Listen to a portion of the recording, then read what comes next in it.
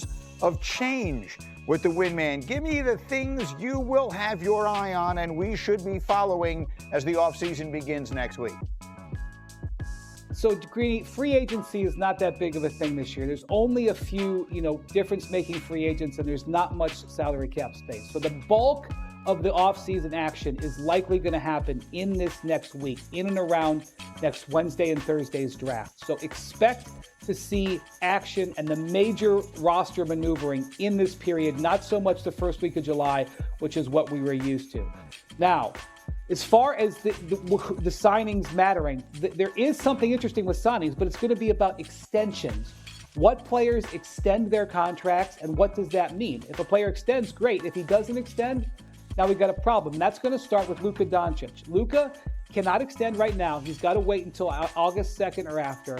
But the Lakers need to make sure he gets into a contract, Greeny. It's a vital thing. He has 1 year left after this year. He can opt out next summer. The Lakers don't want to have that happen. They feel pretty good. They have a new owner. They got to get that. They got to get that done, and they have a month to show him that they're going to get their roster in a really good place. Also, Nikola Jokic can sign now. I'm not worried about Nikola Jokic. He's a low drama player. He's got 3 years left on his contract. But right now, the Nuggets don't even have a general manager. They seriously have not named a general manager replacement to Calvin Booth, who they fired 2 months ago. And the draft is next week. Ben Tenzer is their acting general manager. Is Jokic cool with everything that's going on? He'll let everybody know if and when he signs that contract extension. And then this one is really super interesting. Ja Morant. Now, Memphis is in the middle of some level of change. They changed their roster around by trading Desmond Bane last week. Ja Morant has 3 years left on his contract. Again, I am not sitting here saying that this is a referendum on his entire career. But my question is, are the Memphis Grizzlies offering Ja Morant a contract extension? Because if they don't, what does that say? Actions over words. And now I want to bring it to the big trade of this next week, which is Kevin Durant. This is obviously going to probably control a lot of what happens next week. Durant is on the trade market. The Suns are very active on the trade market. Greeny, I have been talking about the triangle for months, the Durant triangle, the alignment that you need of a place that Durant wants to go, a trade that comes back that the Suns will do, and a contract understanding. Either the team trading for him, being comfortable with him on a 1-year deal, or the willingness to give a 37-year-old a 2-year, $100+ million contract extension. And I know the way Mad Dog has referred to this. He seems to think that it's most important that Durant agrees and that the Suns are trying to make Durant happy. That's not it. That part of the triangle is predicated on the team making an offer if Durant doesn't want to be there. If you think Durant's going to be a rental, you are offering less. The Suns want a premium price, and that's why they've been trying to work with Kevin Durant, and that's why that's a key thing to watch in the next few days. If you saw, that's the interesting piece of it here. And if you saw Shams yesterday on McAfee's show, he said neither the Suns nor most of the other teams want this to make it to the draft. They want this deal done ASAP. The draft begins on Wednesday, so this is imminent here. Let me start with you, Markeith. Tell me where you'd like to see Kevin Durant be playing by the time we get to this time next Friday. Me personally, same thing I said earlier.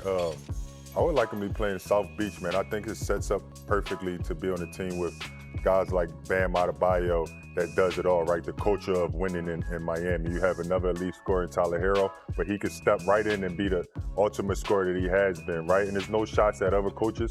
For the little bit of time that I played in Miami, that was the best brand of basketball that I've been a part of. Spo does a great job of getting the best out of guys, and I think that's the perfect spot for him, man. The East is wide open, and, he can flourish there.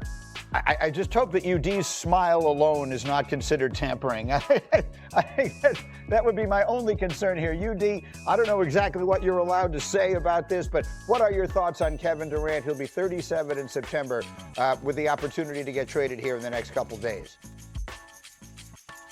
The three teams that I'm hearing Houston, I'm hearing Minnesota, and obviously we're here in Miami. And I look at all three of those situations, and I see a situation that can work for KD. You look at a team in, Houston, where there's a young team, but they were top of the West last year. They had the 4th-ranked defense. He can come in. Ime Udoka is definitely the leader of that young squad. They're building a culture there so he can come in, just fall in line, and just be who KD is. You look at Minnesota, you put them next to Ant-Man. This is a team who, I feel like last year or 2 years ago, they went to the Western Conference Finals. And then this particular season, They didn't get it done, but it was obvious and more glaring this particular playoffs that they needed another scorer next to Ant-Man. And then you look at the Miami Heat, you look at the growth of Bam Adebayo, you look at the growth of Tyler Hero, and you look at Spoelstra, who is, in my opinion, the best coach in the league right now, and he can come into a situation where there's a culture. They're going to push him, but he can be comfortable. He can be your favorite player's favorite player and just be Kevin Durant, give you that 50-40 and that 90 from the free throw line and just be a hell of a ball player. What do you think, Alan? I love UD's nicknames for coaches. Yes. What was that one? Spoelstra. It's just fantastic. And we had Tricky Ricky earlier. For Kevin Durant, it's got to end up being what's best, the best place to go to win versus the best place for him to go where he wants to go. This is going to be a compromise. It has to be, because if I'm Tim Connolly in Minnesota, I know that I'm a Final Four team the last 2 years. I get a guy like this, put him with Anthony Edwards. I could be a team that finally breaks through and gets to an NBA Finals with a finisher like him. But does he want to be in Minnesota? So I'm not paying a high premium when it comes to a trade price, on top of the fact that I might have to also give him a contract extension. So if you're there, you're waiting that one out. And then Houston, they're going to ask him to be a leader. Is that what he really wants to be at this point of his career? Than just a guy that can come in and be a finishing piece. I think Minnesota just feels like the best situation, but does Kevin Durant want to go to Minnesota? Wendy, how do you handicap it? I think Houston is the team that can make the best trade and also is the best spot for Durant. And there's a connection there with Ime Udoka. Ime Udoka was an assistant coach for Brooklyn when KD was there. If Durant ends up in Houston, I think you've got a serious contender in the Western Conference there. However, Houston is really not motivated to dip into the stash of picks that they have. Specifically, guys, they have 2 future Phoenix Suns draft picks. That's what the Suns want back. They literally want some of the stuff back that they traded for Durant. The Rockets went out and acquired that stuff from Brooklyn with the possibility of making a Durant trade. But they don't want to pay that price right now. And they're basically wagering that the Suns' price will come down and they will make the deal. There's also the possibility, I should bring this up, that the Suns will get to Wednesday night and not like any of this and just hold on to him. Season doesn't start in 2 weeks. The offseason is starting now. They could just hold on to him, move past the draft, and see if situations change. I don't think that's what they want to do, but I don't think they also want to take a less than a premium offer for a prized future Hall of Famer. Yeah, be interesting. And could it go into the summer? Could it go into the season? Could it go all the way to the trade deadline?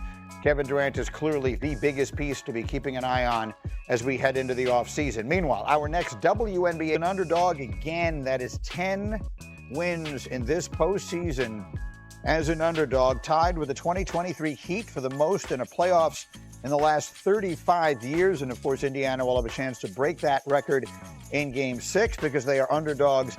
Again, we have a really good squad put together this morning, and joining the conversation now from Indiana is our own Brian Windhorst. The Windman gets up with us here, and we always appreciate it. Before I get into some of the offseason stuff that I want to do, what was your takeaway last night? Neither you nor I were expecting what happened last night. Why did it go that way? Well, I think this whole series has been defined by who can take care of the ball. I know it's a basic tenet, take care of the ball, but it's really been fascinating to watch. There's a stat in the NBA called stocks, steals and blocks put together.